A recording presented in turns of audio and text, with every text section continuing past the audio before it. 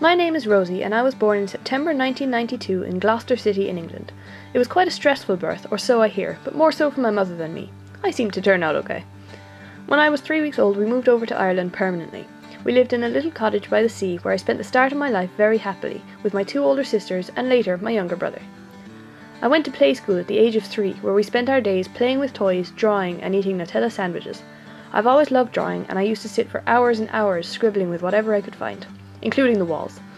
Also, I was a seasoned tea drinker at this stage and I used to drink bottles of the stuff, which made me very happy indeed. My 4th birthday rolled around and I went to primary school. I loved reading and learning, so I was very happy to be there. I used to always hate doing my Irish homework though, and I never did it, so whenever the teacher corrected it, I used to just hide in the bathrooms for like 15 minutes. I thought I was so clever at the time, but now I'm pretty sure she saw right through me. It would be really hard not to, in fairness. In April of 2000, when I was 7, we moved house to a place around 45 minutes away. Now, that doesn't seem so far, but at the time, my whole world was uprooted. I remember being so upset that I had to change my school and leave friends, but I soon got used to it and settled into a new place. I went to a new primary school where I was the resident nerd in the class, but I didn't really mind too much. It was okay. In September of 2004, I made the transition to secondary school. As for most people, it was a big step, from a tiny little country school to one in the town with a lot more people. I was unbelievably shy through my school years, and I think people thought I was a bit weird, but I was just super quiet and found it hard to talk to people. I enjoyed school for the most part, even though I thought that the 6th years looked huge and intimidating. I've always loved to learn, so I was very happy there, especially in art class. It was where I was happiest, really. I discovered music in 2nd year when my brother was given Green Day's American Idiot album for Christmas. That sparked off my whole love for music, and it grew from there and became my main love during my teenage years.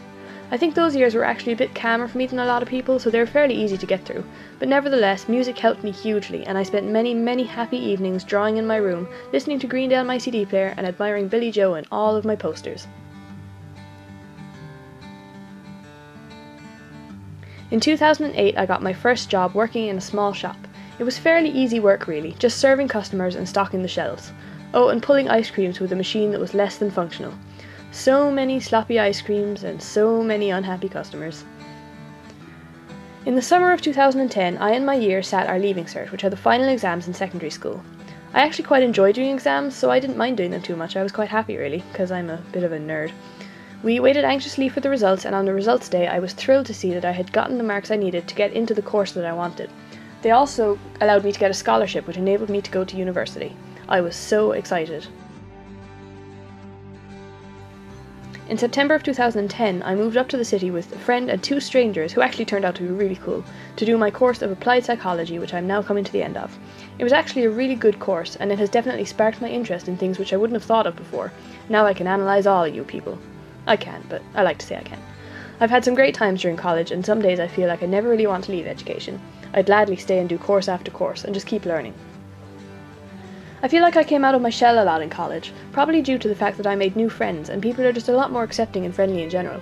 I live with 4 good friends at the moment, and we're very happy in our little house, despite many jibes and insults being flung around on a daily basis.